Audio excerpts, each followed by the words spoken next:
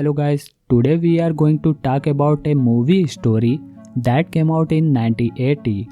The name of the movie is Return to the 36th Chamber. So without wasting any time, let's begin the story. The movie starts in a small town where some workers work in a cloth coloring factory.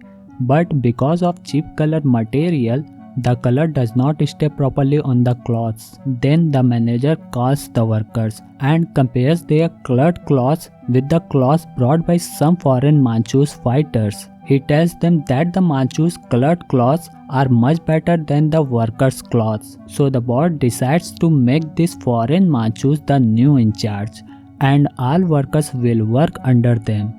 And the boss also says that 20% salaries of all workers will be cut to give money to these fighter Manchus. After hearing this, the workers protest and go on strike, but the Manchu fighters beat them badly. Because of this, the poor workers agree to continue working. That night, all workers sit together and talk about how to solve this problem. Then one worker gets an idea. He asks a poor man named Chao Jian to act like a Shaolin monk because Shaolin monks are very good in Kung Fu.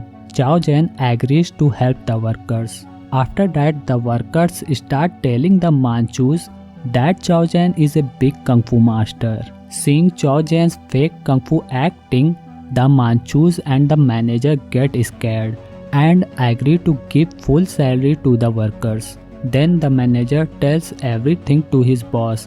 The boss gets suspicious and tells Chao Jian to meet him. Next day, when Chao Jian comes, the boss tests his Kung Fu. Everyone find out that Chao Jian was only acting and he does not really know Kung Fu. After this, all the Manchu fighters beat Chao Jian and all the workers badly.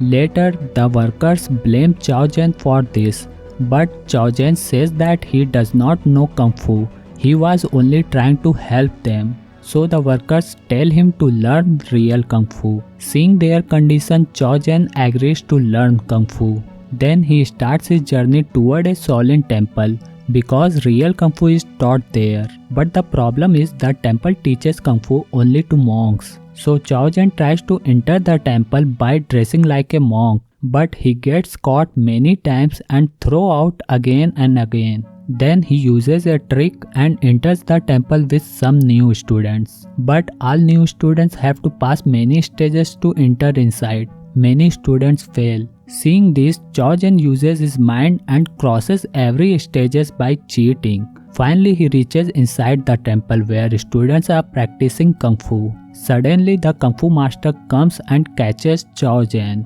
but they don't send him out. They say, "You can stay here, but you will have to work here."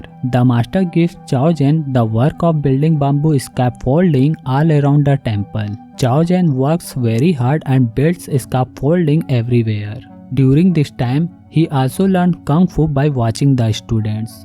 When his work is finished, more than a year has passed. His body becomes very strong because of this work. Now the master tells him to leave the temple, but Chao Jian does not want to go. The master gets angry, so Chao Jian is forced to leave. After that, Chao Jian goes back to the workers. Their condition is very bad. Seeing Chao Jian, the workers get happy. Again they all go to the factory.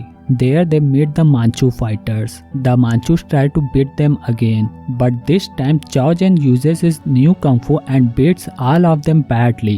The Manchus get shocked. Then the boss of the factory arrives. He challenges Chao Jian for a fight. A dangerous fight happens between them. But this time Chao Jian's Kung Fu techniques overpower the boss, and the boss loses the fight. He agrees to give the workers their full money. So this was the story of Return to the 36th Chamber. Tell me in the comments how you liked it. For more movie stories like this, subscribe to the channel. See you in the next video. Bye.